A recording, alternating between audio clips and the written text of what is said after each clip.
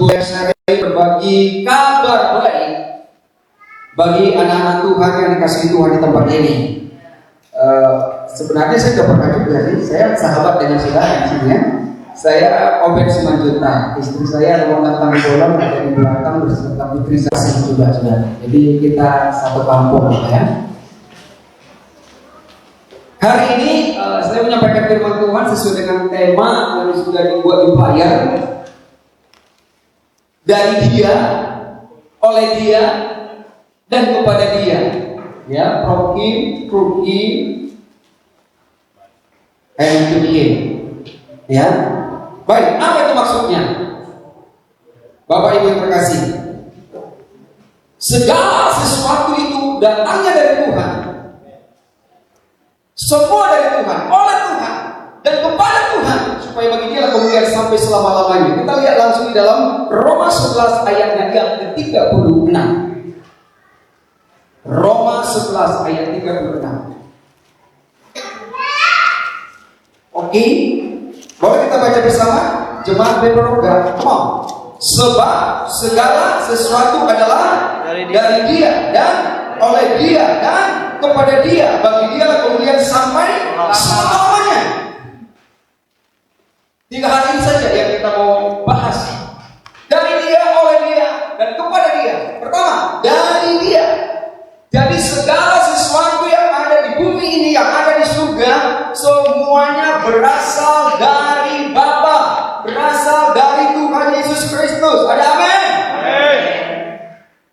Bahkan Tuhan sendiri berbicara melalui ciptaannya.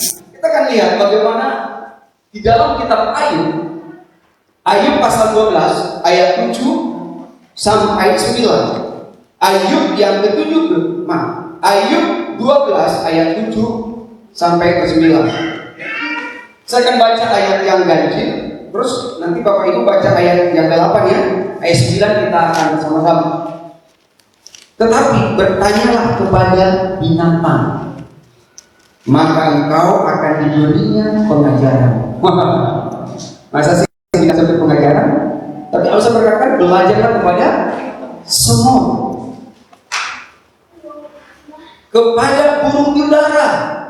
Apa yang bisa bertanya kepada burung di udara? Oh burung, nyanyikanlah. Gak ada yang bisa. Tapi lihat apa kata kitab Ayub ini. Bertanyalah kepada binatang, kepada burung di udara. Tetapi bertanya kepada binatang, maka engkau akan diberinya pengajaran. Kepada burung di udara, maka engkau akan diberinya keterangan. Next ayat. Tuturlah kepada bumi, maka engkau akan diberinya pengajaran. Bahkan ikan di laut akan bercerita kepadamu. Jadi kalau kayak bahasa sekolah hiperbol ya. Tapi kalau demikian, ini ya kebenaran firman itu ya hakiki, saudara, akurat. Saudara nggak bisa pecahkan dengan logika saudara. Makanya disebutkan itu kasih karunia yang tidak bisa saudara selami dalam lebar 2 tingginya, unlimited. Kalau di sini no limit ya, sama lah ini. No limit, tanpa batas. Saudara nggak bisa memahaminya. Ayat 9 kita akan baca bersama-sama. Go. Siapa di antara semuanya itu yang tidak tahu bahwa tangan Allah yang melakukan itu? Binatang, burung, ikan, semua ciptaan ini bertutur, memberi pengajaran, memberikan keterangan, penjelasan. Semua mereka mengatakan bahwa tangan Tuhan yang menjadikan semuanya itu. Jadi jelas tidak ada usaha yang bisa saudara lakukan untuk membuat sesuatu. Semua dari Dia. Sumbernya hanya Dia. Hanya dari Tuhan. Semua dari Tuhan. Itu. Kita lihat Kejadian 1 ayat 1. Mau dibacakan dulu ya. Pada mulanya sebentar begitu dia ya. Oke. Pada mulanya Allah menciptakan langit dan. Jadi kalau langit dan bumi itu berarti sudah ada isinya loh. Oke, itu kan nanti penjabarannya ada ya. Jadi yang menciptakan langit dan bumi itu adalah Tuhan. Jadi dari mana? Dari Tuhan. Semua yang ada di bumi dimanapun itu semua dari Tuhan. Sampai di sini kita sudah tangkap dulu. Jadi tidak ada yang bisa menciptakan. Manusia tidak ada yang bisa menciptakan. Makanya sebenarnya itu perlu juga diubah. Lagu diciptakan ini. Tidak ada ciptaan. Dia hanya mengubah dari apa yang sudah ada. Gitu. Termasuk penemu listrik atau ada. Semua bahan materinya sudah ada. Bahan bakunya sudah ada. Mereka hanya meracik, menemukan, meramu sehingga terjadilah sesuatu. Jadi sang creator itu hanya satu. Pencipta itu hanya satu. Ada amin? Pencipta hanya satu. Menemukan banyak. Menemukan listrik, menemukan pesawat, menemukan hukum ini dan lain sebagainya. Jadi tidak ada yang saudara semua dari aku. Tidak ada yang saudara hanya berada. Sekarang kita langsung yang kedua ya. Dari ini sudah dulu, sudah jelas. Sebab segala sesuatu dari Dia, sekarang oleh Dia. Oleh Dia. Di dalam Kejadian 1 ayat 2, nah ini yang agak kontradiksi ya dengan ayat 1. Cukup ayat ini.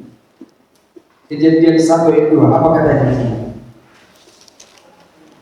Wah, bumi belum berbentuk dan kosong, terus gelap gulita menutupi samudra raya, dan Roh Allah melayang-layang di atas permukaan air. Jadi bumi gelap gulita, belum berbentuk, tanpa tujuan, nggak tahu arahnya mau kemana, semua berjalan di dalam kegelapan. Maka dari itu tanpa Tuhan, seluruh penciptaan berada di dalam kegelapan, hampa, dan tidak mempunyai tujuan. Manusia di bumi ini hebat, ganteng, cantik, kaya, pintar, tanpa Tuhan berjalan di dalam kegelapan, tanpa tujuan. Sekalipun seperti tujuannya jelas, banyak orang menyangka jalannya lurus, padahal berakhir kepada maut. Jadi tanpa Tuhan, manusia tidak ada tujuan. Maka Tuhan, bumi ini, saudara dan saya, membutuhkan kasih karunia. Katakan, saya membutuhkan kasih karunia. Yes. Sekarang ini kan lagi itu ya, gelombang kasih karunia, boleh dikatakan. Dan gereja ini juga bergerak, hidup di dalam kasih karunia. Ada kan? Saya juga. Semakin saudara bisa membedakan, saudara ada di dalam kasih karunia atau ada di dalam legalistik, ada di dalam agamawi atau ada di dalam anugerah yang Tuhan sudah berikan kepada saudara. Ternyata itu sudah ada dari awal. Dari kitab Kejadian pasal 1 itu kasih karunia sudah ada, sudah berbicara kasih karunia. Karena kasih karunia itu mengubahkan yang tidak bisa menjadi bisa, tidak ada menjadi ada, tidak mungkin menjadi mungkin. Hanya kasih karunia. Yang gelap menjadi terang, yang hitam pekat menjadi terang benderang. Dosa yang melahirkan maut menjadi kebenaran yang melahirkan kebenaran. Itu adalah kasih karunia. Di mana kasih karunia? Saudara lihat dalam ayat yang ketiga. Wah, kita akan baca ayat ini bersama supaya connect saudara ya. Ayat 3. 1, 2 ya. Berfirmanlah Allah, jadilah terang, lalu terang itu jadi. Sekali lagi, come on. Berfirmanlah Allah, jadilah terang, lalu terang itu jadi. Jadi siapa yang membuat terang dan kegelapan? Berarti oleh siapa? Oleh Tuhan. Saudara tidak bisa menciptakan terang. Saudara tidak bisa membuat hidupmu terang. Tanpa terang itu ada di dalam saudara. So, inilah pemberian jadilah terang. Yesus berkata, akulah terang. Bisa ditangkap. Jadilah terang. Siapa terang itu? Aku adalah terang dunia. Siapa datang kepada dia, dia hidup dalam terang, dan kegelapan tidak ada di dalam dia. Jadilah terang. God say, hanya berkata, jadilah terang. Siapa yang melakukan? Dia, rugi melalui dia, oleh dia. Jadi saudara tidak ada di situ. Apakah saudara sudah ada waktu langit dan bumi diciptakan? Pak Heri catat gitu. Pertama terang ya, jangan salah ya Tuhan. Pertama terang ada, gak ada catatan saudara di situ. Pure hanya dia. Inilah kasih karunia Tuhan. Jadilah terang, maka jadilah terang. Penciptaan membutuhkan kasih karunia. Amen. Karena saudara dan saya sudah ada di dalam kegelapan itu. Kapan saudara dan saya ada dalam kegelapan? Ketika nenek moyang kita gagal. Ya. Siapa namanya? Adam. Adam semanjung. Oh bukan ya? Dan terlalu tegang kita. Ya namanya anak-anak Tuhan yang ibadah itu harus enjoy. Amin. Yes. Di sini saudara menikmati hadirat Tuhan. Di sini saudara udahlah. Pasti ada masalah, pasti ada pergumulan. Udah kasih karunia Pak, mana ada? Nggak ada masalah siapa bilang. Di dalam masalah itu kasih karunia Tuhan bekerja lebih banyak. Justru dalam kelemahan Allah, kuasanya bekerja dengan sempurna. Yes. Kadang-kadang kalau kita kuat, bisa kuat kok gitu ya. Dan begitu kita rasanya sudah terjepit, baru Dia sanggup, Yesus sanggup. Kan gitu ya. Kalau sudah nggak mampu lagi. Tapi saudara, kalau ini Tuhan kasih karunia, begitu banyak masalah terkadang beda lagi. Aku tak sanggup lagi bayar kredit kontrakan rumah. Tapi sini semua kan diberkati Tuhan kan? Amin. Gak ada yang kredit kan? Gak ada satu. Maksudnya gak ada yang kredit hari ini kan? Kalau jajan hari ini kita lunaskan ya. Ulang ibadah nanti bayar di kemarin ya. Masih 8 bulan lagi. Haleluya. Saudara, inilah kasih karunia Tuhan berbicara, saudara. Jadi jangan lagi kemana, jangan tidak kalian hati. Grace is more than enough. Amen. Kasih karunia itu lebih dari cukup bagi saudara. Yes. Jadi saudara, bumi belum berbentuk dan kosong, gelap gulita itu bisa berraya dan alam layang-layang di atas permukaan air. Jadi kehidupan yang tidak berbentuk ini, ya kan? Tidak berbentuk, gak jelas arahnya kemana. Tuhan ubahkan oleh kasih karunia. Kita lanjutkan supaya kita semakin paham bahwa semua ini oleh Dia, oleh Tuhan. Nanti pada urutan berikutnya, Bapak Ibu semakin berserah kepada Tuhan. Ternyata ini bukan usahaku, bukan kekuatanku, semua karena Tuhan. Kemudian kita lihat di dalam Kejadian 1 ayatnya yang keempat.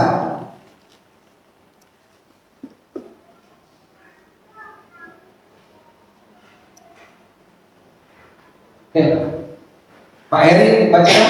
Ya.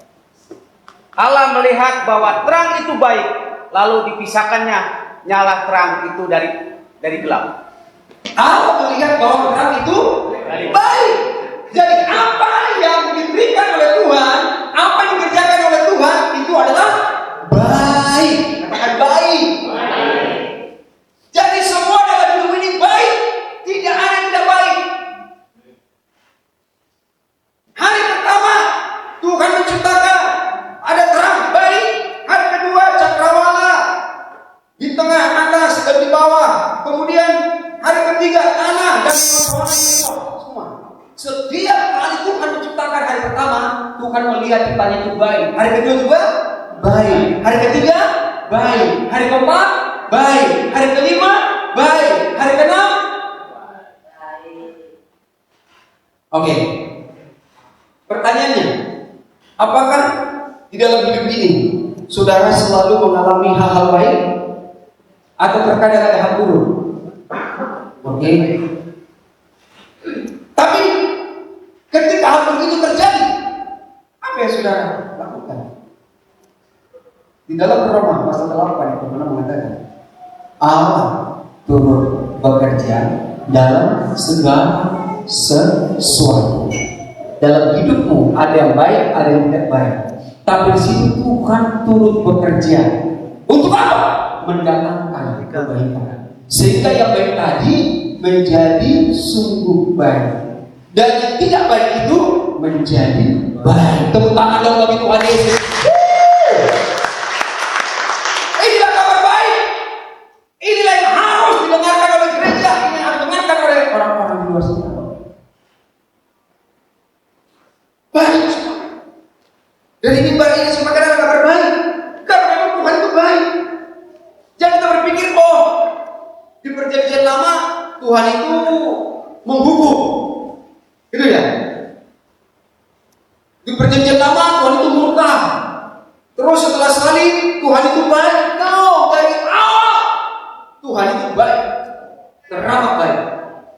sifat Tuhan juga pernah berubah. Dia adalah selamanya baik. Makanya apa yang dikeluarkan dari dia, oleh dia itu adalah semua yang baik. Ya, jadi semua apa yang diciptakan Tuhan baik. Matahari, bulan, bintang, binatang, semua adalah baik.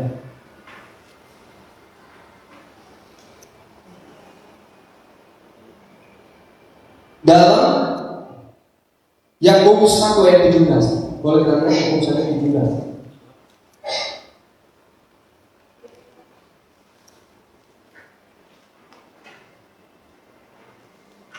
Ya, Yakobus 1 ayat 17. Begini firman Tuhan, setiap pemberian yang baik dan setiap anugerah yang sempurna datangnya dari atas, diturunkan dari Bapa segala terang. Padanya tidak ada perubahan atau bayangan karena pertukaran. Tuhan tidak berubah, Tuhan tidak berubah, saudara. Bukan kayak kita, tidak konsisten, kita labil. Sebentar berapi-api, sebentar lagi berasa-asa. Saya bukan di sini, amin. Iya. Tuhan itu tetap seperti itu. Gak ada perubahan karena apapun. Jadi segala pemberian yang baik hanya datangnya dari Bapa surga. Makanya ada seorang pemuda yang kaya, the rich ruler, ya, seorang pemimpin yang kaya datang kepada Yesus dan dia bilang gini, guru yang baik, gitu ya, guru yang baik. Wow, ada perkataan baik dari seseorang. Guru yang baik, apa yang harus diperbuat supaya aku memiliki hidup yang kekal? Dari sini Bapak Ibu bisa memahami apakah orang kaya ini mengerti kasih karunia atau tidak. Padahal dia sangat agamawi, sangat religius. Apa yang harus diperbuat supaya aku memiliki hidup yang kekal? Berarti di dalam konsepnya orang kaya ini, untuk beroleh hidup yang kekal itu adalah usaha dia, oleh dia, bukan oleh Tuhan. Paham ya? Apa harus diperbuat? Aku. Makanya dijelaskan di sini, oleh dia, saudara tidak punya andil, tidak ada kontribusi di situ. Karena pertanyaannya seperti itu, maka Yesus menjawab sesuai pertanyaan itu. Mengapa kau katakan aku baik?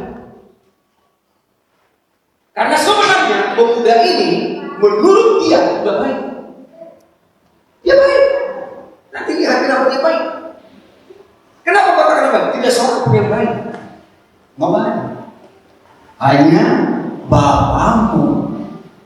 Hanya Bapa surgawi yang baik. Pak Denis baik kan? Jangan di sini saudara malu-malu jawab. Baik, baik. Tapi baik manusia itu beda dengan baiknya Tuhan. Udah ya? Oke. Microphone ini baik kan? Baik. Tapi ada berita tidak baiknya. Bapak memiliki harus keluarkan dulu. Mobil Alphard baik nggak Pak Heri? Tapi Bapak harus keluarkan lebih 1 M. Jadi baik manusia ini ada syaratnya. Halo, semua yang baik itu ada syaratnya, saudara. Tapi baik dari Bapak itu gratis. Amin. Baik dari Tuhan gratis. Guru yang baik akan suka mereka memperoleh kekal. Mengapa kau katakan aku baik? Hanya Bapak yang baik. Lalu Tuhan lakukan apa kata kitab Musa, hukum Taurat. Dan dia katakan, aku sudah lakukan sejak masa mudaku. Keren. Itu wonderful. Mulai dari pertama sampai 10 belum lagi penjagaan turunannya. Lalu Yesus mengatakan, kalau itu tinggal satu lagi, juallah seluruh hartamu dan ikutlah aku. Hartamu itu jual dan bagikan kepada orang-orang miskin. Lalu sedihlah hati orang miskin dan dia meninggalkan Tuhan. Ini orang orang yang tidak mengerti kasih karunia. Dia mengandalkan usaha, mengandalkan perbuatan, mengandalkan dirinya sendiri. Aku. Saudara, akar dosa itu hanya dua, aku. Ketika Lucifer jatuh, aku hendaknya, aku hendak menyamai, aku.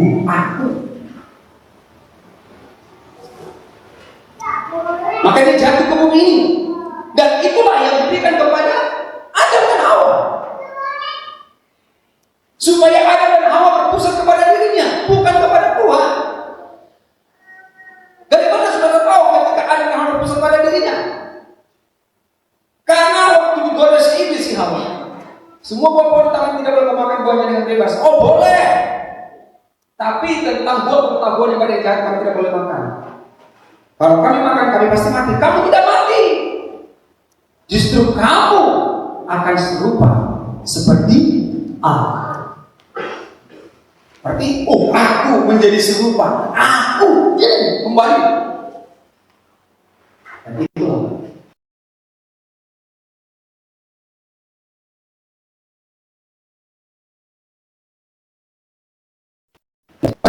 Halo, agama bisa terbalikan fakta ini loh, saudara. Jadi hoak pertama itu ada di kitab Kejadian, dan terjebak pertama Hawa, lalu Adam. Makanya ibu hati-hati, hindari gosip-gosip, semakin digosok semakin sih. Oke, kita lihat berikutnya. Jadi setiap pemberian itu berasal dari Bapa Sorgawi. Hari pertama, hari kedua, hari ketiga, hari keempat, hari kelima itu semua baik. Hari keenam kita lihat di dalam Kejadian, setelah manusia diciptakan, saudara. Kejadian pasal 1 ayat 31.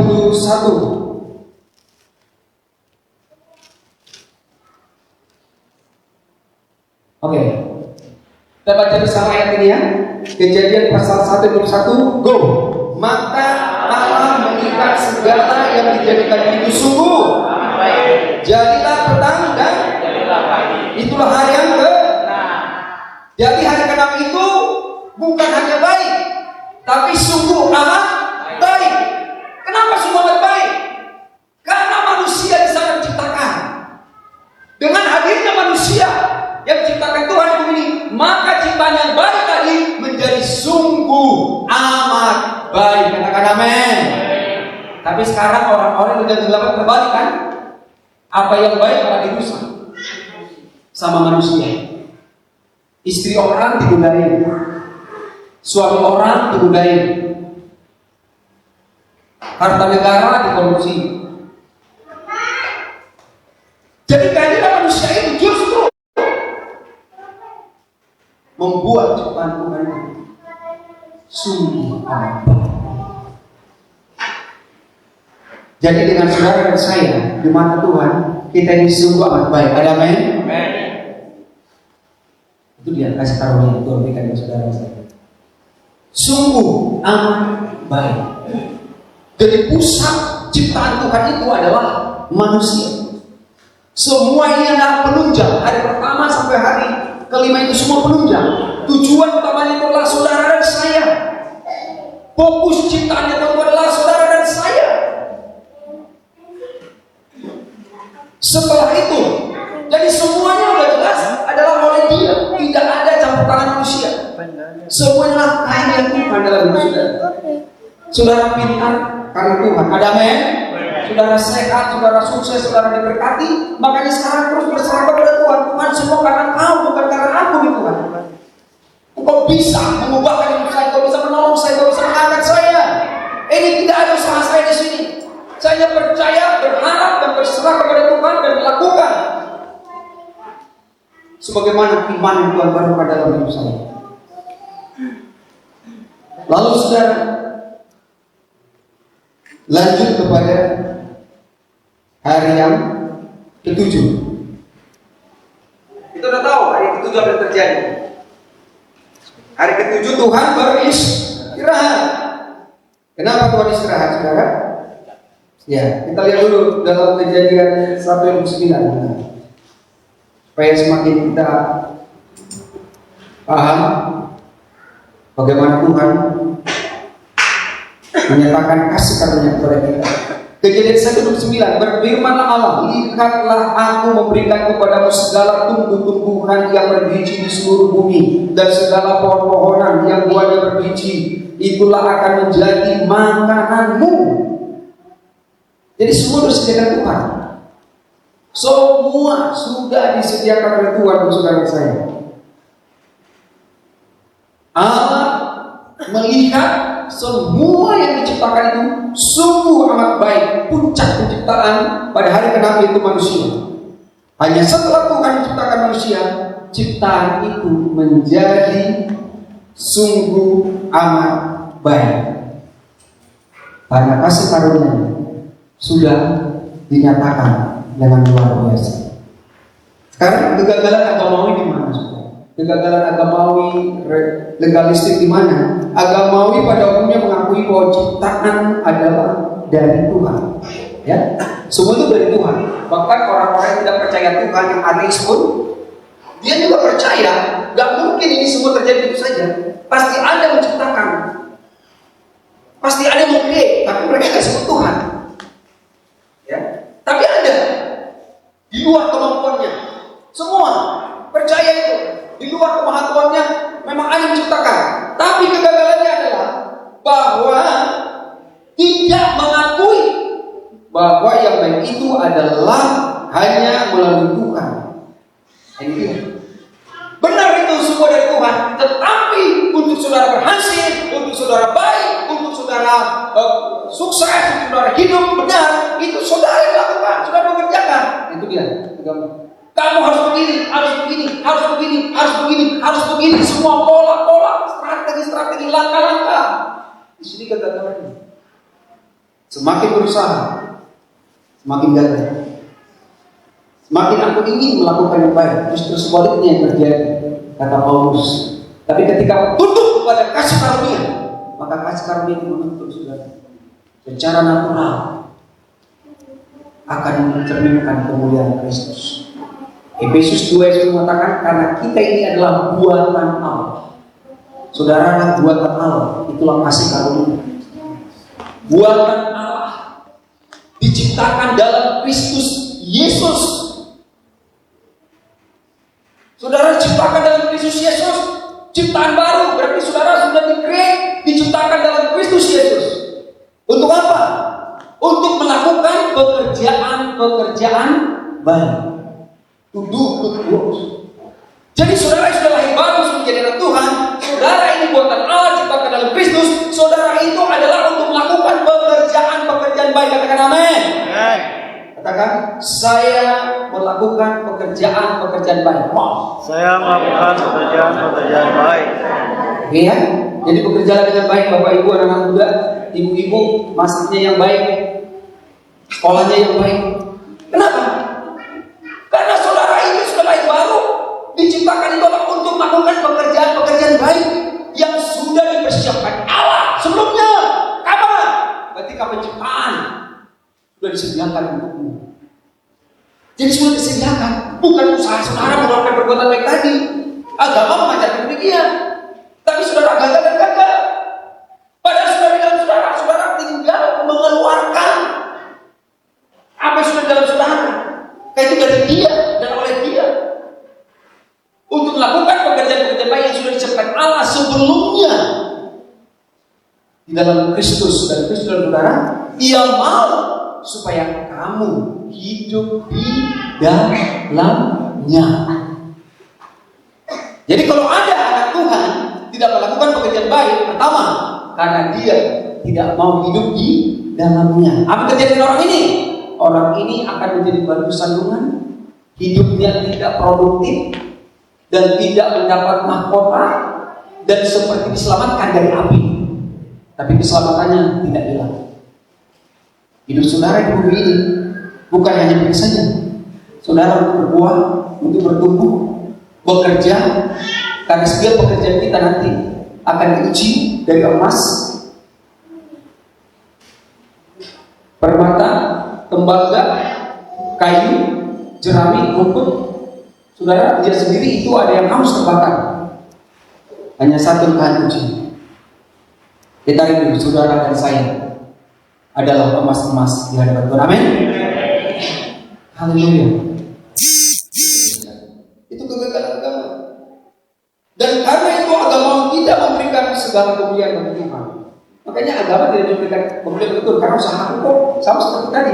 Orang kaya itu kan usahaku, aku udah melakukan itu loh semua. Tapi kalau saudara tahu dari dia oleh dia, kemuliaan bagi dia, Tuhan mati. Saya nggak ada apa-apanya. Semuanya karena dari Tuhan. Tidak ada yang bisa dikerjakan untuk menambah lagi. Sudah sempurna. Semuanya itu berasal dari Tuhan. Segala sesuatu adalah dari dia, oleh dia, dan terakhir kepada dia. Kejadian 2 ayat 1. Boleh kita lihat? Sampai ayat 3 ya. Saya baca Kejadian 2 ayat 1 sampai 3. Demikianlah diselesaikan langit dan bumi dan segala isinya. Ketika Allah pada hari ke-7 telah menyelesaikan pekerjaan yang dibuatnya itu, berhentilah ia pada hari ke-7 dari segala pekerjaan yang telah dibuatnya itu. Lalu Allah memberkati hari ke-7 itu dan menguduskannya, karena pada hari itulah ia berhenti dari segala pekerjaan penciptaan yang telah dibuatnya. Jadi hari ke-7 berhenti, sabat, rest, ya. Makanya rest katanya kan, rest in Christ. Berarti saudara ada di hari perhentian, ada di hari ke-7. Dan Tuhan sudah putuskan itu hari ke-7. Jadi pemutusan itu jauh sudah terjadi, terwujud setelah saudara lihat di dalam perjanjian baru ya. Jadi Tuhan kuduskan, lalu saudara berhenti. Makanya segala kemuliaan itu hanya bagi Tuhan saja. Hari ke-7 atau sabat, Tuhan bekerja 6 hari untuk menyiapkan hari ke-7. Ini saudara akan ngomong. Tuhan bekerja 6 hari untuk menyiapkan hari yang ke-7. Jadi seperti pesta nih, ya kan? Capek juga ya mempersiapkan pesta itu ya. Padahal pernikahan itu cuma hanya berapa jam? Ya, saudara, 6 hari dipersiapkan untuk hari yang ke-7 ini.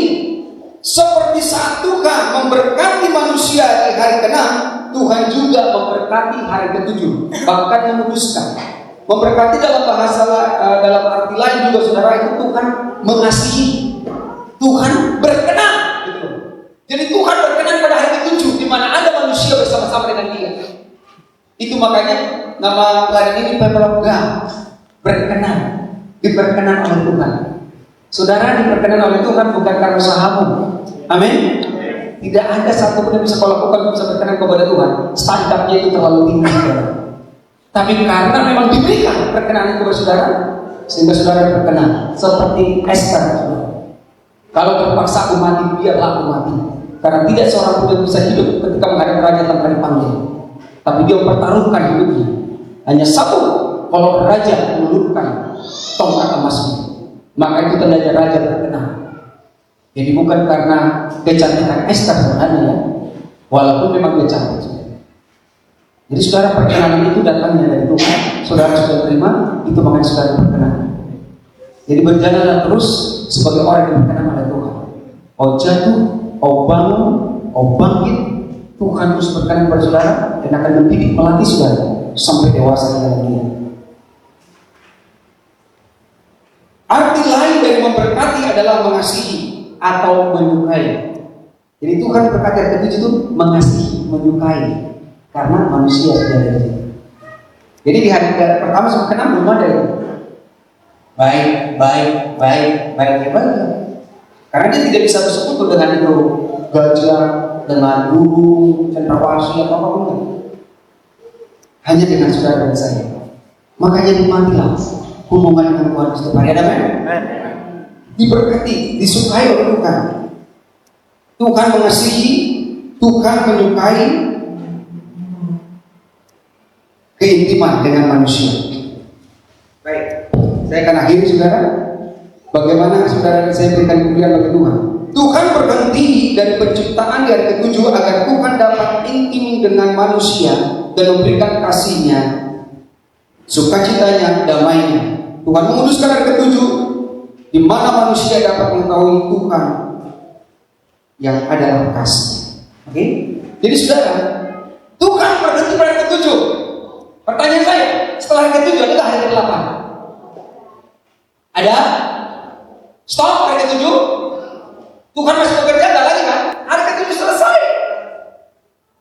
Sekarang hari ke-berapa nih? Hari ke-berapa sekarang?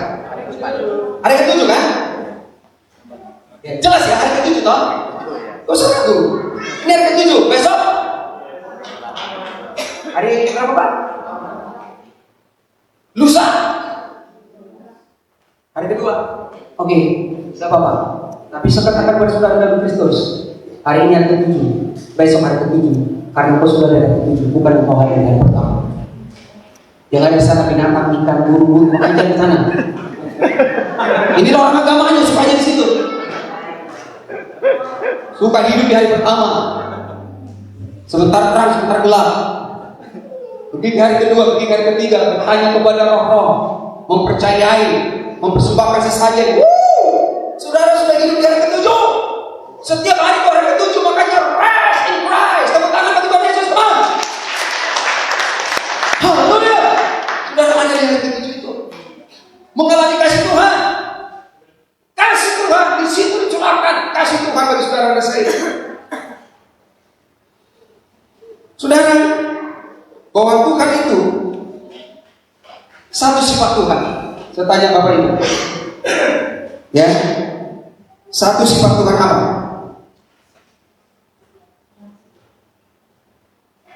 Ya, kasih. Oke, kasih.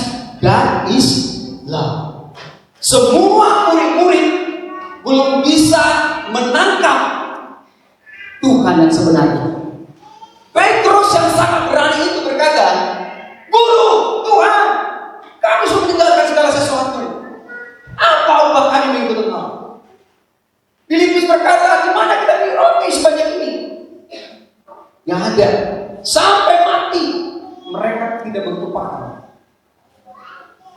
Tapi Yohanes, murid yang dikasihi, terakhir mati. Kitab Injil ditutup dalam kitab Yohanes dan seluruh kitab ditutup dalam kitab Wahyu. Siapa yang catat? Yohanes. Yohanes menyimpulkan bagi saudara dan saya, God is love. Tuhan itu mengasihi. Engkau selalu dikasihi, selalu dikasihi, dan selalu dikasihi. Dan kalau saudara secara manusia kita sadar orang mengasihi kita akan semakin hormat kepada orang. Kita akan